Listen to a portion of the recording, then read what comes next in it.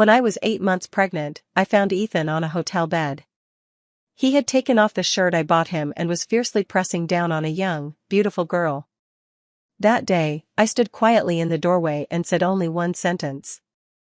"Let's get a divorce." "I won't divorce you." Ethan's urgent voice rang out at the same moment as mine.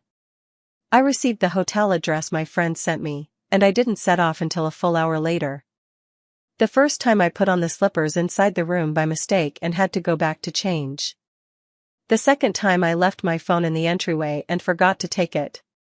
The third time I, with my belly sticking out, walked back to the sofa and stood there dumbfounded for a few seconds. I only took one tissue. I finally hailed a taxi. All the way there my head was a little dizzy. Yet I kept thinking about only one question. The man who, just last night when my leg cramped, tenderly massaged it for me all through the night.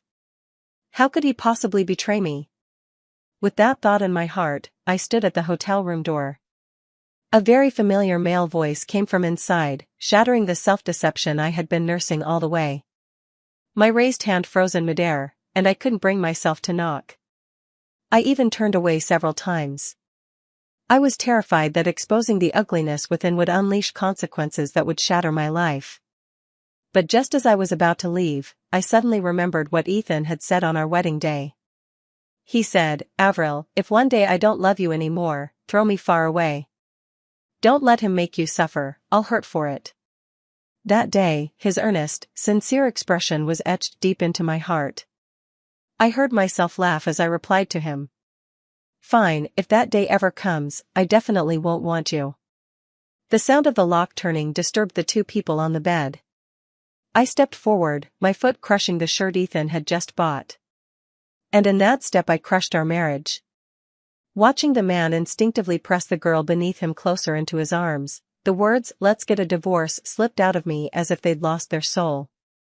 When he saw it was me, Ethan's reaction was intense.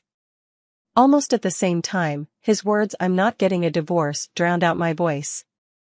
I stepped past him and glanced at the girl whose face was still buried under the blanket, still beneath Ethan. I didn't know what other women would do when faced with a situation like this with their husbands. But at that moment I had no strength to fight her. To prove with victory the pain this marriage had inflicted on me. Seeing that I continued to ignore him, Ethan hurried off the bed. Compared with before, a trace of composure had crept into his panic. "Avril, what are you doing here?" "We're just working." The thorn lodged in my heart dug in a few inches deeper. I hadn't expected Ethan to be caught by me at the scene, and yet still treat me like a fool and lie. After a few seconds of silence, I took a few steps forward. The girl on the bed trembled continuously with my movements. Just as my hand was about to clutch the sheet over her head, Ethan suddenly dropped to his knees before me. "Avril, I was wrong. Forgive me this time, just this once." There was pain on the man's face, as if he truly knew he had erred. But if he were truly remorseful, he wouldn't have risked deceiving me just now on a hope. I pulled my hand away from his and stared only at his eyes. "Ethan, tell me, how many times is this?" The man's gaze went vacant for a moment. He still tried to struggle. 3, 4 times. He couldn't say more, because he hadn't been able to keep count. I laughed. Laughing at myself for having trusted him too much, laughing at myself for realizing it far too late. The baby in my belly would be 8 months in a few days. I couldn't terminate it. I stood for a long time, my whole body heavy and aching. Actually, there were more questions I wanted to ask. How long has this been going on? Had it started before I became pregnant? Or did he fail to resist temptation during my pregnancy? Ethan was still kneeling on the floor, hurriedly explaining himself to me. "Avril, I swear to you, it was only 3 months with her. Before that, my body and soul belonged entirely to you." I stared into the man's bloodshot eyes as if pronouncing his death sentence. But that makes it all the more unforgivable. He had ignored the hardship I endured carrying his child, and had completely extinguished my hope for this marriage. It also steeled my resolve. "Ethan, I'll have the divorce papers prepared by my lawyer. You should find a lawyer too and get ready." Ethan rushed out anxiously from behind, realizing he wasn't wearing any clothes. He had to stop. "Avril, I won't divorce you. I'd rather die than divorce you."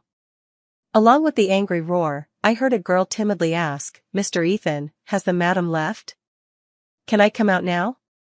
That voice, I felt like I'd heard it somewhere before. On the way back, I cried all the way in the taxi. Every part of me was screaming with heart-wrenching pain. The driver was a woman, and she saw my condition at a glance. "Your husband cheated, didn't he?" She glanced at my belly and sighed. "I've seen plenty like you." Just the other day there was a woman, already over 40, insisting on having a son for her man. As soon as the baby was born, her husband wanted a divorce. The child couldn't be taken, the assets were divided, and the other woman brought her 3 daughters into the house and literally threw her out. She wanted to tell me, "There are many women in the world betrayed by their husbands, just like me. Even if you cry yourself to death, life still has to go on, doesn't it?" I stopped crying and looked out the window. "I'm ready. I'm getting a divorce." Catching the inquisitive gaze in the rearview mirror, the driver chuckled softly. "You're more decisive than most women I've met. I hope you can keep that resolve when your husband comes begging you for forgiveness on his knees." I knew what she meant. Many women in life stay for the children, for their parents, or for something they hold dear. When faced with such situations, they choose to endure and endure again, until they're driven to the brink of collapse and madness, and only then dare to let everything go.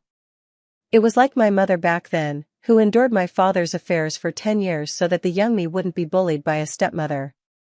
I saw with my own eyes how she changed, from a radiant, glamorous girl into a resentful woman who could fly into a rage over the smallest domestic triviality. The car soon pulled up at an upscale villa. Ethan leaned against the door, chain-smoking. On the same route he'd cut the travel time in half to get there ahead of me. When he saw me return, Ethan tossed away his cigarette, politely opened the car door for me, and paid the fare. It was as if everything I had just seen had never happened. The driver lady handed the fare back the same way she had received it. The clink of change being accounted for made the man look up, puzzled. I seized the gap, avoided the hand he reached out, and stepped out of the car. I find the money of a man who cheats during his wife's pregnancy dirty. Ethan's face immediately went dark, I couldn't help snorting with laughter. The oppressive anger I'd been holding in loosened considerably. I even thought, isn't it just divorcing the man? The world is never short of men. The driver lady gave me a mischievous wink, pressed the gas, and drove off. Back home. Ethan bent to set my slippers in place and handed me a hot towel to dry my hands. Then he immediately and tirelessly ran to the kitchen to cook for me himself. The maid had been sent out by him, her face full of envy. "Madam, men like Sir, who love their wives and take care of the household, are really rare." I was silent. Until today, I had thought the same. That evening, after instructing my lawyer to prepare the divorce papers, I drove Ethan out to the guest room. The man moved his lips. When he saw the disdain on my face, his body involuntarily trembled. He slipped out of the room silently. Late at night, my swollen legs began cramping incessantly again. Muffled groans of pain escaped my mouth, magnified in the darkness. The next second the door slammed open and Ethan rushed in. He gathered my legs and, as he did every night, gently massaged them. He worked until the pain had completely vanished, then his lowered head burst forth great, heavy tears that fell onto my legs, cold to the touch. His voice hoarse, he said, "Avril, can we not get a divorce? Please?" His choking sobs turned into a cathartic, all-out cry. Ethan collapsed onto me, letting down every guard, sobbing like a child. For a very, very long time. I tilted my head back slightly and stared at the chandelier overhead. If I said just one sentence, "Okay, I forgive you," our life would snap back to the way it was when we were happy. If I would only loosen my grip, if I would only let myself be wronged once. If only, but I knew I couldn't. I sniffed, then drove Ethan out of the room. I hadn't slept all night. At dawn I had just dozed off for a moment when a clamor woke me. Ethan's sister Yvette came clattering up the stairs in high heels. When she saw her brother sleeping on the floor outside my door, she burst in as soon as she opened it. "Avril, you filthy woman, how dare you make my brother sleep on the floor?" She ignored the child in my belly and grabbed my arm, trying to pull me off the bed. She yanked me so hard I staggered and nearly fell. A petite girl caught me just in time. My heavy body pressed down on the girl's back, drawing a muffled gasp from her. "Thank you." I hurriedly got up and looked at the girl who Yvette often brought to our house with gratitude. The girl seemed a little afraid of me and kept lowering her head and waving her hands. Even though I've been Yvette's sister-in-law for 5 years, she still shows me not an ounce of respect. Don't think that just because you're carrying my brother's child, you're the boss in our Pay family. My parents dote on you, but I won't. She has always resented how kindly my in-laws treat me. Every time we meet she has to sneer a few lines. Those words barely sting, I've almost gotten used to them. But just as I was about to leave, I heard her add, "Avril, my brother must have someone on the side. Once you give birth and turn into an old hag who loses his favor, let's see how you can still hold your head high in front of me." She raised an eyebrow at the girl beside her and gave an ambiguous smile. I finally looked back and said coolly, "So, you knew Ethan cheated too?" Yvette's face grew even more smug, her chin lifted high. "You, a burden who wouldn't even keep your own biological father, still expect my brother to stay with just you? Humph, dream on." Before, I only thought Yvette was acting out of petty jealousy like a young girl, so I never bothered to take her seriously. But even a stranger, upon seeing a woman betrayed by her husband during pregnancy, couldn't possibly be this gleeful. Yvette glared at me, grabbed the girl and went to the drawer where I kept my jewelry. She rifled through it as if she knew exactly where everything was, necklaces and bracelets worth millions. After she'd wrapped a necklace worth tens of millions of yuan around her own neck, she spent a long time picking from the rest. Finally she slipped a diamond ring onto the girl's ring finger. She waved the girl's hand at me, as if to show off. "Hannah, this is my sister-in-law's wedding ring, it matches my brother's. It suits you best. Maybe pregnancy really does make you stupid for 3 years." In that moment, I still hadn't caught the other meaning behind Yvette's words. In the past, whenever I had a new luxury piece of jewelry or a new handbag, Yvette would always be the first to come into my room and rummage through it openly. Many of the things she took had never even been used by me once. I kept thinking we were all family, not giving things away to outsiders. Always indulgent. But now, I'm divorcing Ethan. I won't be the fool for nothing anymore. As for that wedding ring, if she wants it, she can take it. I ignored the provocation in Yvette's eyes and snatched all the items from her hand. Then I turned and picked a bracelet worth millions out of the box. To the girl who looked a little shy I said, "This is for you. It's new, I never wore it. Thank you for catching me earlier." The girl stumbled back in panic, she really seemed afraid of me. "Madam, no, I can't, this is far too valuable. I don't force people." I was about to put the bracelet down when the girl hesitated and spoke. "Madam, could you give me that ring? I really like it." I paused, then nodded. But before the girl could put it away, Ethan, who had suddenly appeared in the doorway, grabbed it. "Avril, that's our wedding ring, how can you give it to someone else?" His voice sounded squeezed out of his throat, dry and rough. I looked at the girl, whose face had gone pale, and reassured her, "It's okay, he's not blaming you. You two go ahead and leave first." Yvette was still very afraid of her brother Ethan, and she ran out ahead.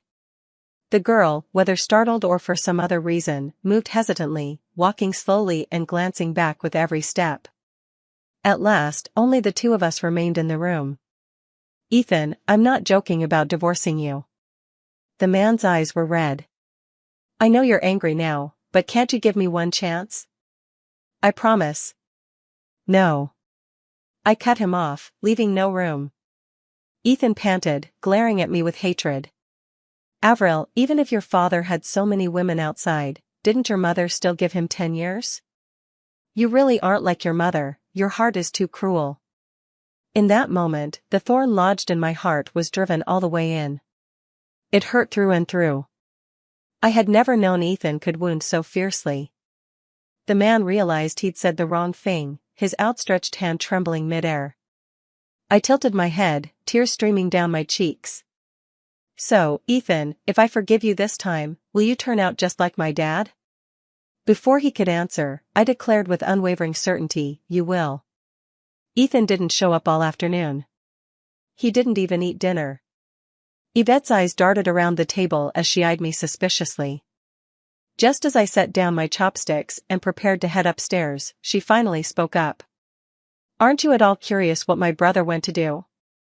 I didn't stop, I kept walking. Yvette grew anxious, she called from behind me, "Avril, even if my brother is in this house, secretly seeing another woman, you don't care?" A dim, gloomy basement entrance, a faint light slipped through the crack of the door. It fell at my feet. In the quiet space, muffled voices crept into my ears. "Hannah, who told you to show up here? Are you looking to die?" The man squeezed the girl's delicate throat, his exhaled hot breath all spraying across her face. He didn't release his grip until her face began to bruise purple, then Ethan finally let go. "Here's the money I promised you, get out of here." Ignoring the pain in her body, the girl clung to the man's waist. She cried and pleaded, her voice breaking. "Mr. Ethan, you said you kind of liked me. I won't fight your wife for anything, I only beg you to keep me by your side. You said pregnant women get fat and deformed, their tempers worsen, and you have no interest in them at all? I can satisfy that for you." The girl sounded like a kitten, her voice soft and weak. "It made you want to pity her." Ethan didn't push her away this time, he simply let his hands fall limply. "Avril is the only woman I have ever loved.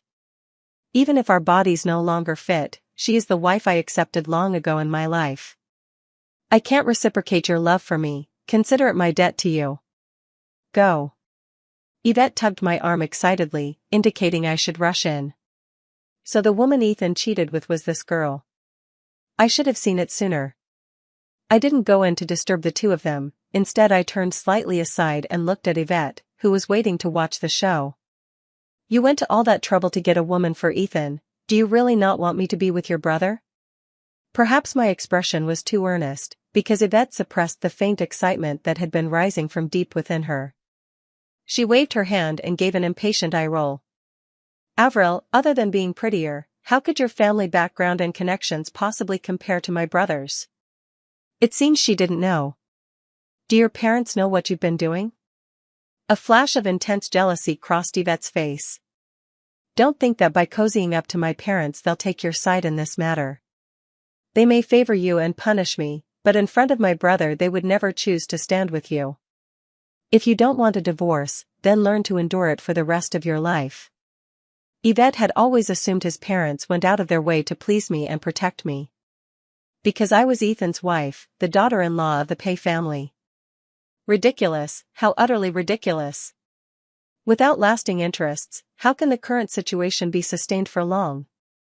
The day I married into the Pay family, I invested $100 million as my dowry into the Pay company.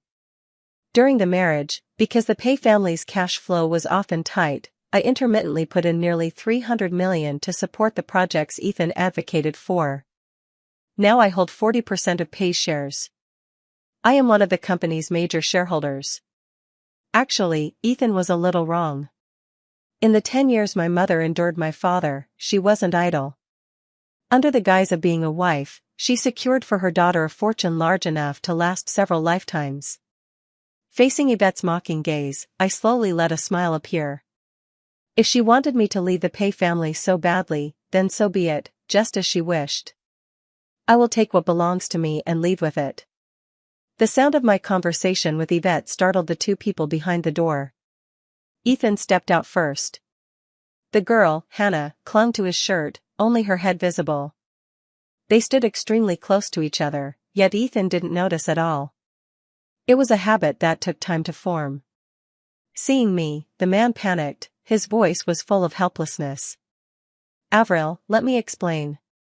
His explanation amounted to nothing more than that today he had come to settle things with Hannah. I couldn't be bothered to listen. Ethan, we're getting divorced soon, and I don't care about your rotten affairs, but please control your sister, don't keep testing my limits over and over. I will get a divorce.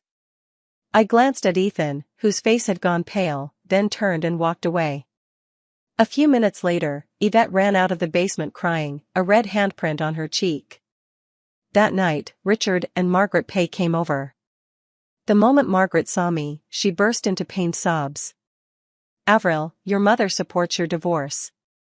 Even though Ethan is my son, if he dares to do something that hurts you, I will never forgive him. I was somewhat moved. Over the years, setting aside material interests, Margaret treated me almost no differently than her own daughter. Whenever Yvette took valuable things from me, Margaret would always worry that I'd be hurt. She would harshly scold Yvette right in front of me. Otherwise, she wouldn't have allowed Yvette to hate me so much. Richard shook his sleeve and scolded Margaret. Don't make a fuss. Avril's about to give birth, how can you be telling them to split up? Margaret grasped my hand and retorted, even if my eldest grandson is born into a broken home, I won't let Avril be wronged. At worst, once Ethan remarries, I'll raise my eldest grandson myself. Even if he's lost his mother and father, he has grandparents, we can always bring him up. Margaret's words made me feel a little uncomfortable. I slowly withdrew my hand. I will not give the child I carried for 10 months to Ethan to raise. Realizing I might be angry, Margaret reached out and took my hand again. She smiled awkwardly, I found myself softening. I didn't pull away. I let them stay for dinner, and Ethan went out to see them off. When he returned, I was still sitting at the table. A divorce agreement lay in front of me. Ethan pulled out a chair, sat down, and wiped his face. Isn't there any room for reconciliation? I said nothing. The man gave a rueful little smile. Fine, I'll sign. He didn't look at the contents, he was about to raise his hand to sign. I reminded him once. The child will be mine. Avril, that's my child, his surname is Pay. Ethan suddenly lifted his eyes, and I could clearly see 3 red veins in them. I said the child will be mine, and he'll bear the surname Ning. I can leave with nothing, I can never marry again. The man, as if struck by some thought, kept confirming with me. Afterwards, I had the lawyer draw up a new divorce agreement. This time, he signed. But Ethan had one condition. He said we had to wait until the baby was born before we could file for divorce. I agreed. From that day on, although Ethan and I still lived under the same roof, we began to live 2 separate lives. I don't know if he had said something to his parents, but they never came again. Finally, the day I went into labor arrived, and Ethan wasn't home. The ambulance we called didn't show up for a long time. The housekeeper was frantic, and in the end it was my mother, who had just happened to return from abroad, who drove me to the hospital. Later I learned that day, Hannah had fainted at my doorstep. Ethan thought the ambulance had been called by the driver, so he carried the girl into the vehicle. When she woke up, the Pay family was all standing outside the ward. Ethan was even kneeling in the corridor, refusing to get up. Bah, I used to think he was a good man, but turns out he's just like your philanderer of a father. My mother was full of regret, after all, Ethan had passed through her rigorous screening. I gave birth to a son. Small, red, his skin wrinkled. Not at all pretty. But his arrival seemed to stitch up every wound in my heart. After seeing our son, I told my mother to let the Pays in. Ethan's legs wobbled from kneeling so long. Yet he was still the first to rush up to me. Avril, I'm sorry. I didn't know you were in labor. If I had known, even 100, 1,000, 10,000 Hannahs couldn't compare to you. In the past, Ethan would have tugged at some part of my heart. But now, I found that I was astonishingly calm inside. I cut off his confession. Ethan, I don't want to hear you speak. Can you let me say something first? A flicker of hurt passed through the man's eyes. I didn't look at him. Facing the Pay family, I said, when I'm discharged, I'll divorce Ethan. From then on, this child will have no relation to the Pay family. No. Margaret was the first to stand up in opposition. Her face now showed none of her former benevolence. My mother and Margaret confronted each other and discussed many conditions. In the end, Richard spoke. You can keep the child, but you must give up all your shares in Pay Corporation in exchange. I thought for a moment and put forward a condition of my own. I can hand everything over, but you must return the 100 million dowry you originally gave me, otherwise I'll sell to your competitors. Richard gritted his teeth and went back to raise the money. Ethan kept his head down the whole time, saying nothing. He had fully realized there was no turning back for our marriage. After Mr. and Mrs. Pay left, Yvette helped Hannah, who was clutching her lower belly, walk in. At a glance I could tell she was pregnant. Finally rid of someone she found detestable, Yvette looked radiant. Avril, you're not the only one who can give the Pay family a child. Hannah is already pregnant, with my brothers. My mother wanted to drive them all out, but I stopped her. I watched Hannah walk to Ethan's side, as if to stake her claim. No longer the furtive, guilty posture of a mistress. Miss Avril, a divorced woman, would still do well to keep some distance from Mr. Ethan. The girl looked smug, as if without me she could immediately marry Ethan. Miss Hannah rose up during my pregnancy. Aren't you afraid that when you get pregnant, Ethan will go find a woman even more capable than you? Better worry about yourself. After all, if I lose a man, I still have money. What does Miss Hannah have? Then I turned and looked at Yvette, who was watching the commotion. I heard the Pay family is discussing the wedding date between you and the Gu family's second son? Yvette lifted her chin high. This engagement was her greatest pride. If I were you, I'd hurry up and marry him. Who knew if, once the Pay family was gone, she would still be able to marry in. Yvette never believed a word I said. She was about to curse me when Ethan, who had been silent the whole time, grabbed her and dragged her out. Don't worry, he said, I won't let them bother you again. After the postpartum confinement, I handed our son over to my mother. I got into Ethan's car and we went to the Civil Affairs Bureau. We didn't speak the whole way. It wasn't until we came out of the bureau that Ethan finally broke the silence. Avril, can I visit our son often? I faced away from him. It's better if you don't. I don't want my son to have a father who cheated. If you truly care about him, don't call yourself his father in this life. Richard raised the money, and I transferred all the shares I held into his name. In return, I obtained a legally binding letter severing our ties. While my mom was helping me take care of the kids, she kept lamenting the Pay family's 300 million on my behalf. That was what I wrested from your father and his illegitimate son, and I just handed it over to the Pays for nothing. No wonder I didn't see through that Ethan kid sooner. That whole family is rotten through and through, hypocrites who only care about profit.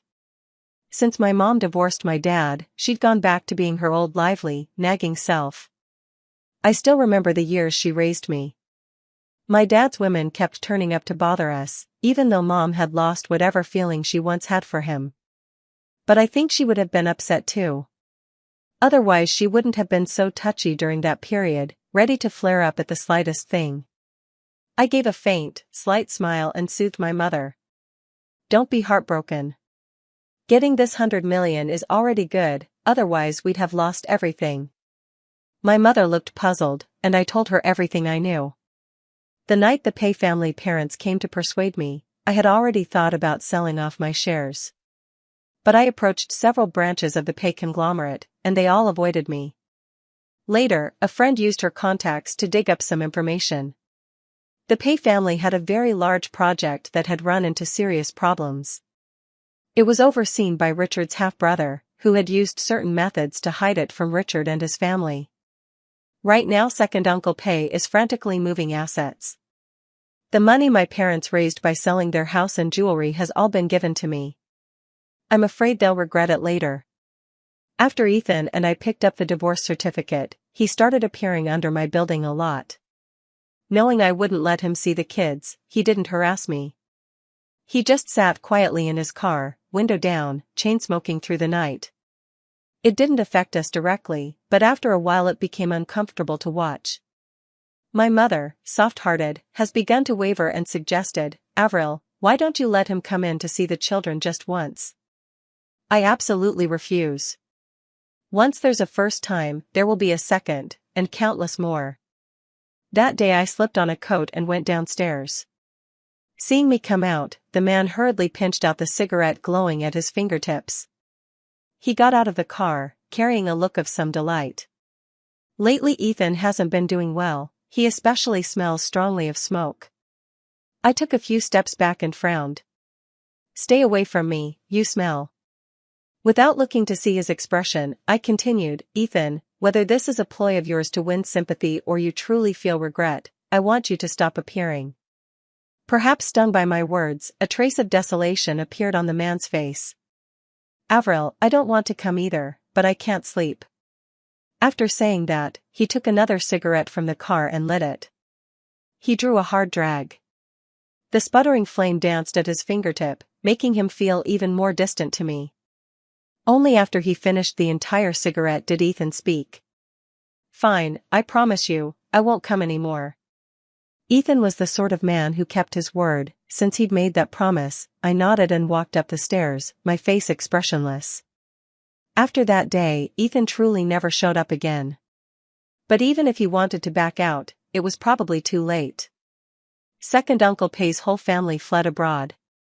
The mess they left behind was entirely dumped on the unprepared Pay relatives. When Richard found out, he fainted on the spot. The whole company now depended solely on Ethan to keep running. But they realized it too late, the senior executives had almost all secured escape routes. One after another, they submitted their resignations. While Ethan was frantically overwhelmed with work, Hannah came to the door demanding money, with the child in her womb. It turned out Hannah was not Yvette's so-called classmate at all. Yvette had picked her up from a bar. Yvette's friend was Hannah's ex-boyfriend, and she heard them joking about it. Hannah may not be much to look at, but she's skilled in bed. If it weren't that the girlfriends I date never last more than a month, I'd honestly be a little reluctant to let her go. Hearing that, Yvette got the idea of finding a woman for her brother Ethan. After arranging it with Hannah, Yvette began bringing her into my house under the pretense of being a classmate.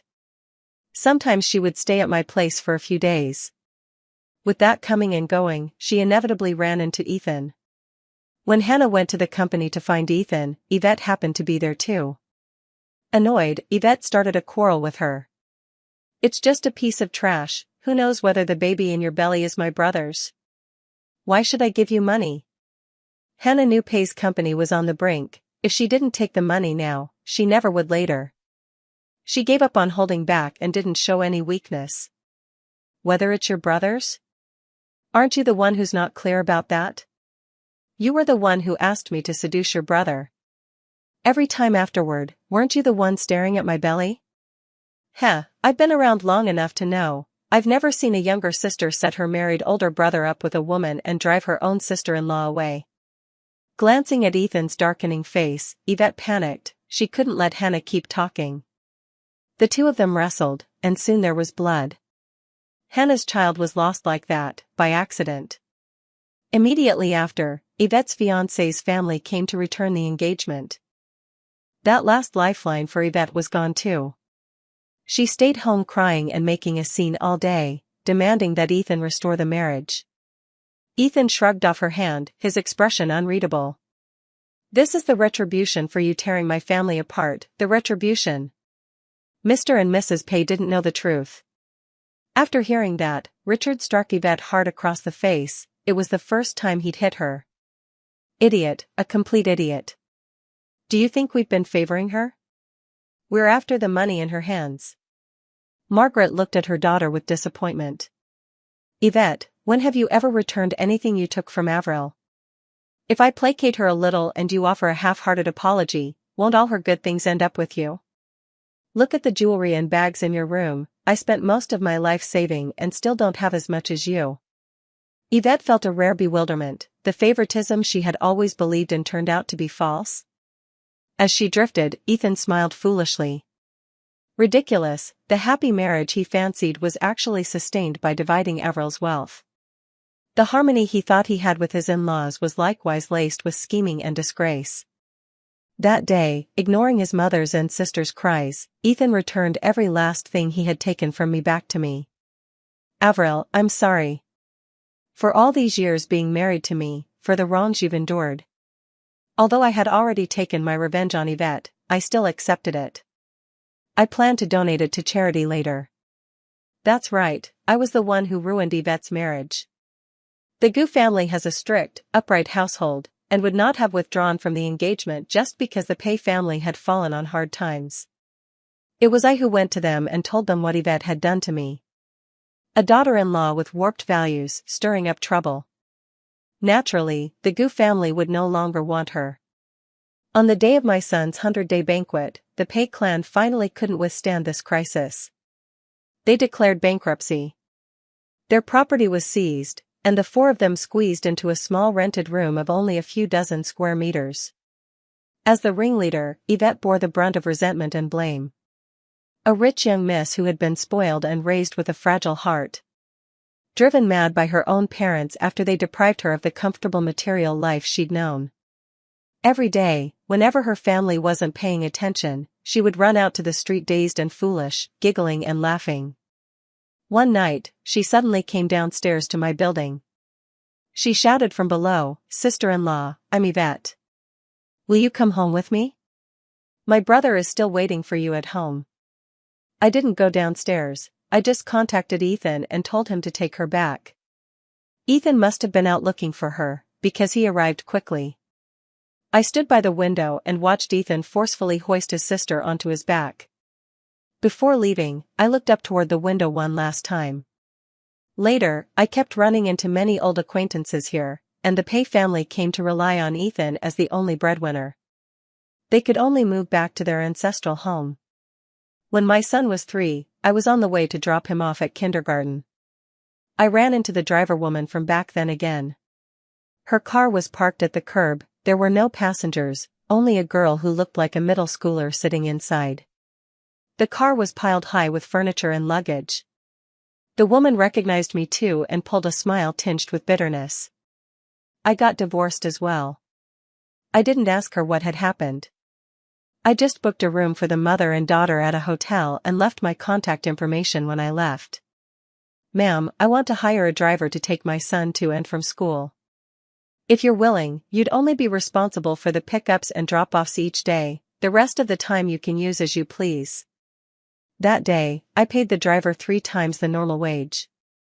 With a bewildered look in her eyes, she squeezed my hand and I smiled. "This is for the car fare."